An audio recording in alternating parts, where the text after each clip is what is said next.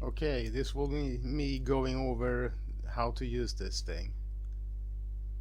It lives over on the side here, so select your object and start marking stuff out. This is going to be the hip to midriff joint.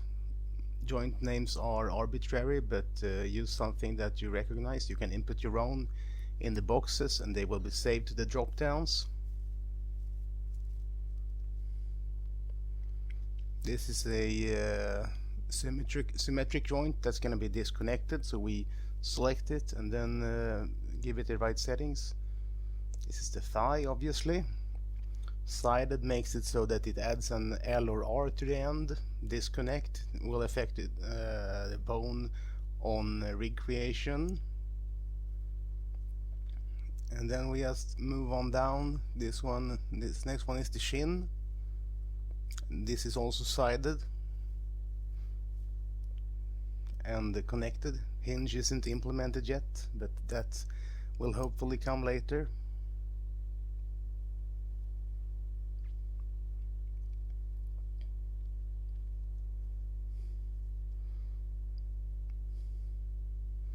And then it's just a matter of repeating until done.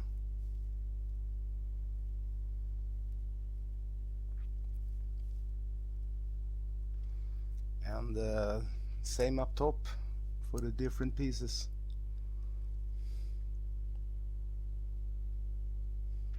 So the way this works is that you marked a joint loop with two names, and when the names correspond between two joint loops, the area in between will be given a vertex group with the overlapping name.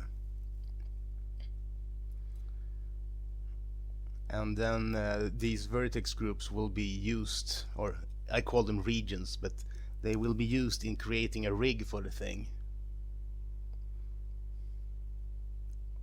It doesn't matter which order the names are in up on the top there. You can just input them either. I've done that so you can just change one at a time as you step through things.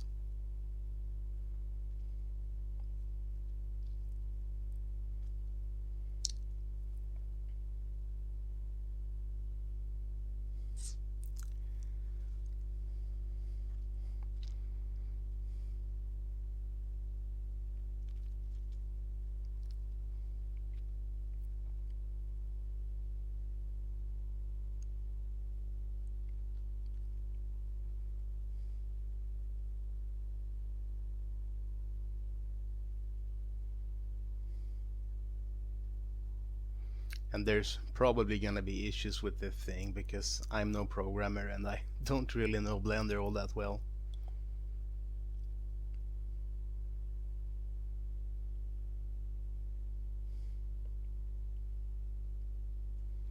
And here I messed up without realizing so until now. Then it's just a matter of removing the joint loop that's not correct and then redoing it. There we go.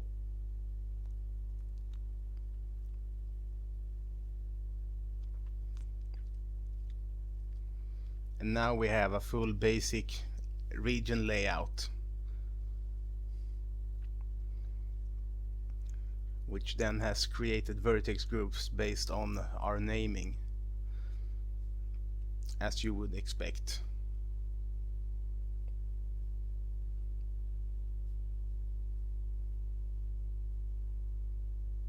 And then we can just go ahead and build the armature.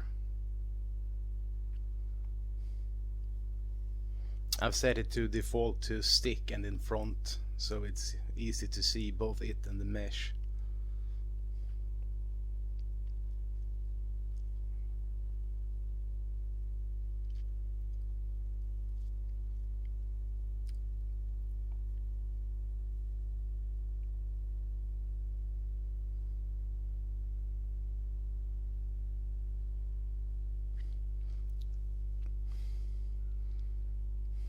And I've also tried to add a bit of functionality to, oh yeah, you can hide the loops because they don't update when outside of edit mode. So I'll try to add this thing in with the blur and the bias to shift how widely bones affect each other. I'm not sure this is gonna show up well on such a low poly mesh, and the bias shifts it from one side of the joint to the other. So you can make, for example, a disconnected joint not really affect the pod it's connected to. But I'm not sure how well this is working yet.